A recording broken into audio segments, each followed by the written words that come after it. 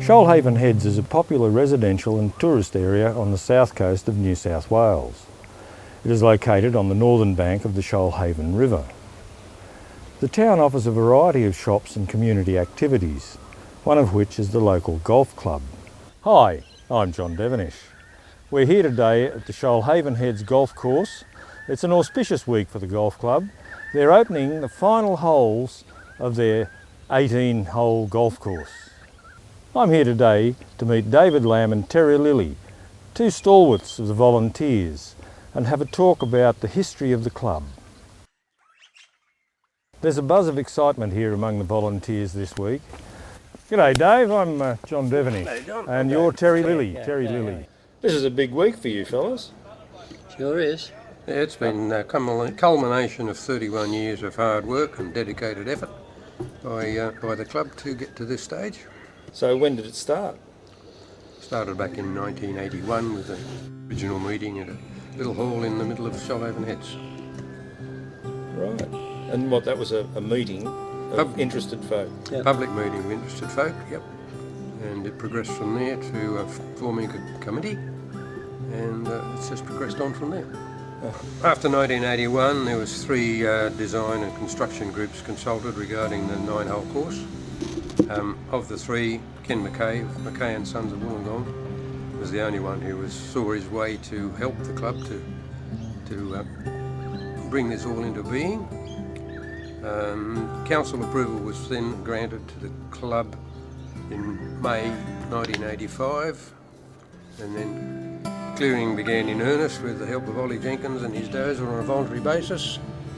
After the clearing was completed, it became obvious that the land itself lent itself much more to an 18-hole course than a 9-hole course.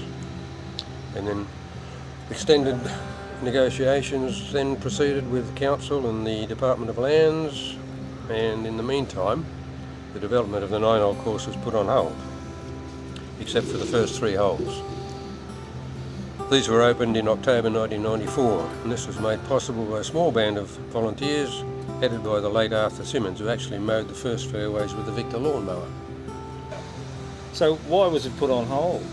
It was put on hold basically because we started negotiating for the 18 holes, but also in 1993 the federal government introduced the Native Title Act, and that really did put a hold on things until that eventually went through the High Court. So what, this club had to go through the High Court? The Lands Department had to go through the High Court because they had to lodge what is called a non-claimant claim on the land to call forward any interested groups of Aboriginal people that had an interest in the land. And then that had to go to the High Court? That ended up in the High Court, yeah. Right. Yeah. So you designed the course to be 9 holes and you built 3 holes. Why didn't you go ahead and do the 9? Simple matter of finances and manpower. What, not enough volunteers? No, not at the time, and the club was pretty well strapped for cash, being only a small voluntary organisation. So rather than leave the whole thing in limbo, we decided, well, okay, at least we can get 3 holes underway. So you played the 3 holes, just the 3 holes? Played the 3 holes 3 times for 9. Well, that's pretty smart. Yeah, you just got a bit dizzy going round and round. Well, can you tell us about those 3 holes then? Yeah, well, the first 3 holes, the first was a par 4, followed by a par 3 and then another par 4. And as I said, 3 times around makes 9. How many years did you have to play the 3 holes? Well, we opened those in 1994, and then in 1996 we progressed to the 6 holes. And then it wasn't until late 1997 that we went to the 9. Right. And it was in that year that Joanna Gash officially opened it as a 9-hole course. Yeah, well, we played the 9 holes for nearly 6 years, and then we put in another DA to expand to 15 holes. And during that time, we had to do another vegetation management plan to plan where we put trees and that sort of stuff to appease the various government authorities. And then by 2003, we were able to open up, but in the meantime, we managed to get a grant from DOTARS, and that was, I think it was around about $90,000. It was, yep. Which helped us enormously. So So once that was open, well, we're playing 15 holes. You've got a fairly substantial clubhouse here, and how did you start off with a clubhouse? Well, we started off originally with the converted shipping container, which served as both the clubhouse and machinery shed. Then we progressed from that when someone donated us an old garage, which became clubhouse number 2. We added on to that, which basically became clubhouse number 3, and unfortunately that was the one that was burnt down. What happened?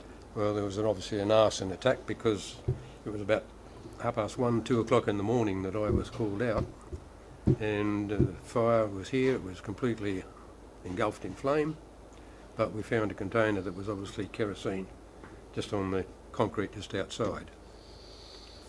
Once that mess was all cleared up, we used Harry's Cafe de Wheels as a little halfway house with a few tents and tarpaulins. And was that brought here? Yeah. Yep, that was from Tall Timbers Caravan Park. They loaned it to us, yep. Right. And in the meantime, we heard that the Albatross Golf Club at HMS Albatross was going to be closed, and that they were going to demolish their clubhouse. So we had a member at the time who was involved in Albatross, and he organised for them to be able to donate that clubhouse to us. We brought it out here in 3 sections, ably assisted by members of the club. That cost us $10,000, and that is what we're sitting in now.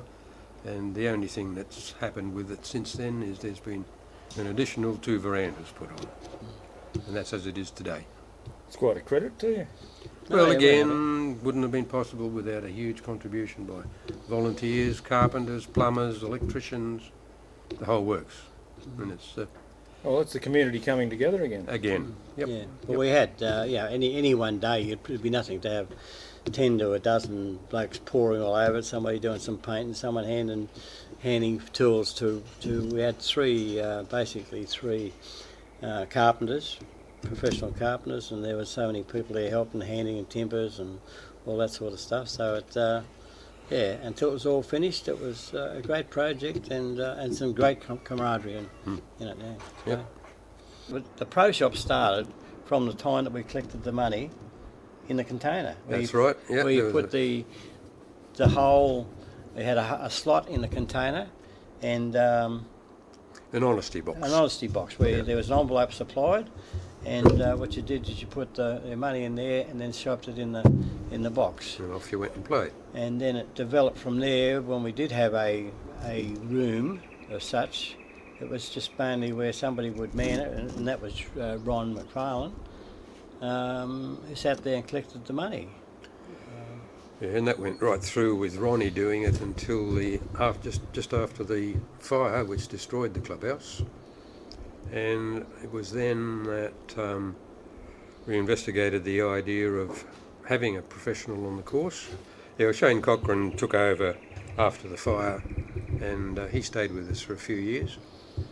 And about that time then, Cess Montgomery retired from the bank, and he became very interested in the whole course, became club captain and contributed a hell of a lot. Currently, our professional is a young chap from Narandra named Greg Collins, who's an excellent pro and teaching pro, and he's very well assisted by his very nice young wife, Jo. A couple of years down the track, we decided, well, now it's time to have a go for the 18, and it took us close to 4 years through various, once again, government authorities to get permission, and over $100,000 in environmental searches to ensure that we get our DA approved. After many years of searches, every time we'd come up with something, the people that from council and the Lands Department and various government bodies kept on asking for various searches. When we thought we're just about there, they'd asked, you've got to do a search for the powerful owl. Well, then you'd have to do a search on the long-nosed potteroo, etc., etc. This went on for a couple of years until finally, and as I say, over $100,000 in money, we finally got our DA. And on the 2nd of August 2011, we had the people in clearing the bush, and we also had to have keep quite a few hollow-bearing trees, where after we cleared all the bush, we went round the hollow-bearing trees. Finally, after many months of clearing and putting in pipework, irrigation, sowing the greens, we will be opening the new holes on the 25th of this month, which is 25th of May 2012. So this is an ongoing project. It is an ongoing Once project. you've got the 18 holes, you've got something else. Oh, yes, there will always be something to do, and because we haven't got secretary manager or paid staff, we have three paid employees on the green staff, and we really should have about 7 to maintain the course. So therefore we have to have a lot of volunteers that come in and mow fairways and rough and do trimmings and all sorts of stuff. Over the years, if you look at the amount of voluntary contributions that has occurred through donations of machinery and equipment and labour, you know, this project, if it had been paid for by an organisation, would probably have cost somewhere in the region of $20 to $30 million. But because of the huge input by volunteer work, all this has been made possible. It's a lot to be proud of, It is a lot to be proud of, and especially from a small village like this, the community spirit here is fantastic. Well, these, as you can see, are our new 4 holes, which we have just completed for the opening day in a week's time. And I'll just take you through a rundown of each one of the holes. Right, John, as you can see, this first hole is a very interesting and strategic one. It's heavily bunkered off the tee. There are 6 bunkers on the approach to the green. The green itself is fairly heavily contoured with a fairly large saddle running right through the middle of it. Yes, John, this is our second hole. We're standing on the tee. The green itself is a par 3, 154 metres away. 2 large bunkers guarding the right-hand side of the green, deep depression in front of the green and steep fallaways to the left and the back. Now, after we leave this hole, John, we travel for about 150 metres to the third hole, which is part of our old back 9. We play them and then we come back through the track, pick up the last of the 2 new holes, which will be our 8th and 9th. Right, John, this is our new 8th hole, which is a 189 metre par 3, very difficult, contour-wise, fairway-wise, and the green itself is quite tricky with a dome shape. If you can't manage to hold the green, you'll be way down the back of the green. Okay, John, we're now standing on the new 9th tee, which is the beginning of the 457 metre par 5, which takes us back to the clubhouse and the commencement of the back 9.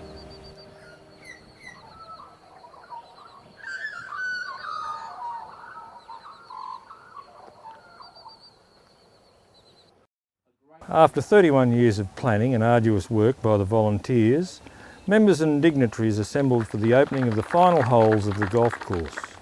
The procedure for today will be fairly brief. Shortly I'll hand over to President Terry and some of the official guests. Then we'll have the cutting of the ribbon over the road, and we'll have a drink and a few snacks to celebrate the opening.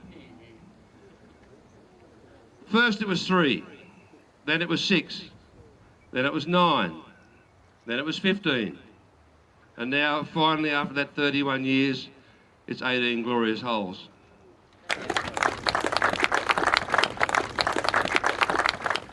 Dignitaries included President Terry Lilly, former member for Kiama Matt Brown,